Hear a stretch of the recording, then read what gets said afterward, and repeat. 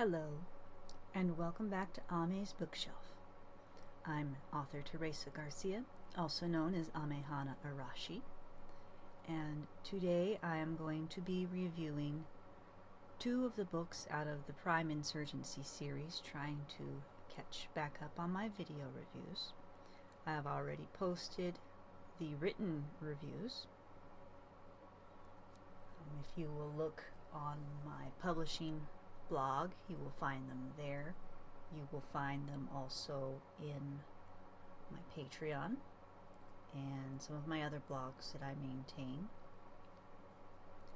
The review for Book 6 has also already gone up on Amazon. Book 7 will not be going on Amazon until Book 7 is officially released. So with that, let us look at Book 6 of the Prime Insurgency series, Into the Hexagon, by J.D. Stonebridge. The page count on this, according to Amazon, is 63 pages. If you look below the video, I will give you a link to where to get the book and where the author's page is. Now, when I was directed to this series, I did not expect how addicting it was going to be. With this particular episode in the series, the plot advances even further. We uncover a corporation conducting illegal and questionable experiments to go along with, the primes that we encounter. Tony and Lance don't find Lauren. She finds them instead.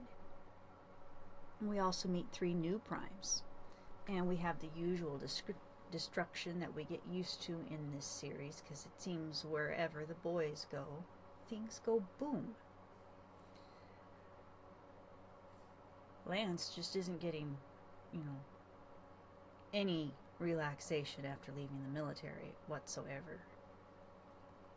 So if he had ideas of a peaceful life, well, poor Lance. That's all I can say there. I actually rather sympathize with his momentary desire to go back to the desert that he gives voice to. Just, comparatively peaceful and not gross.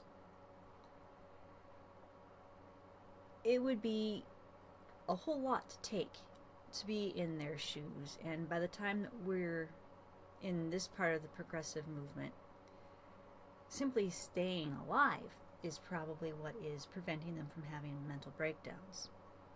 If you want action, this is a good place to get it. It's a good series to read if you really like action.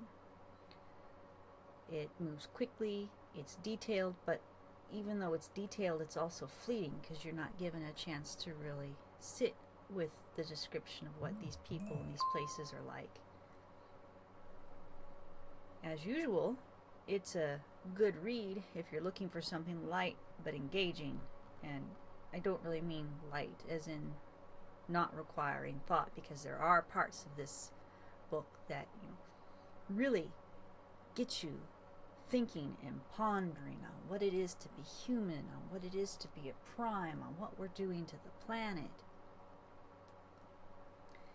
And with that closes out what is currently publicly published of the Prime Insurgency series, and we get to move on into the advanced review copies that I was given by the author in return for my honest opinion on his work. So we are now moving into Book 7, The Seventh Circle, again by J.D. Stonebridge. And this book really puts a big turn in our plot line, I feel. The one person that I didn't really expect to become a prime becomes a prime, and it kind of took me a little bit by surprise, because at first, okay, you can kind of suspect that this person would become a prime, but then as the series progresses, the way the character is built, it makes it seem like that is the absolute last thing that he would ever even conceive of doing. And yet, he's thrown into a situation where that's really his only choice, actually, in order to stay true to himself and to protect somebody that is weaker than himself and is just a kid. So this person really has to make a tough call on this, and the fact that it was Lance is very interesting, at least I thought. You know, that was very well done, well plotted, well executed. It fooled me, and that's rather hard to do because I tend to expect twists and turns that authors put in their books. So it's really pleasing when I can be taken by surprise. Let's see what else. Oh, yes. The dynamic duo actually gets split up in this book. Lance and Tony end up parting ways, and I'll leave it up to you to read to find out how they part ways. I liked seeing them together. I liked reading them together, but I'm glad to see them getting separate time for the characters to grow. And I really look forward to how that fares in the next book. And I will say that I really did enjoy how it worked out in the next book, because I've already read that book, but I'm having to keep this review to this particular book. And in the next video, I'll talk about book 8. But for now, let's finish up with book 7. Once again, the writing is very fast in this. There's a few places where the paragraphs drop down a bit strangely that did catch my attention. I'm not certain if it was intentional or if it was a result of the fact that it was an advanced review copy, and so sometimes these things aren't all caught and weeded out. Could also be the fact that I had to convert it to work on my tablet, because my tablet does not like PDFs very well. At least not with the reader currently on there.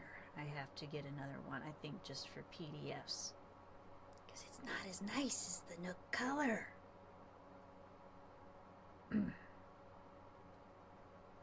Anyway, back to this. Writing style was fast. Again, you know, we were given detail, but not overly so. We didn't get to really steep in detail. He is not Peter S. Beagle. He is more like Stephen King, in my opinion, more like John Saul. And just, I'm really liking this series. I'm really enjoying this series, and I'm so happy that it was brought to my attention, because it's nice to read something a little bit contemporary that isn't in my usual straight up hardcore fantasy. So it's nice. People that like contemporary fiction will really like this, I think. Teenage readers will probably really enjoy this. People that like sci-fi should really enjoy this. Aliens, all that great stuff is in here, and it's a very interesting mashup. And that's really all I have to say for this set. I will see you in a little bit in the next set, because again, I am playing catch up with the videos here. I'm currently starting in book 10 already, but yeah. Have a good night, and I will see you in the next video.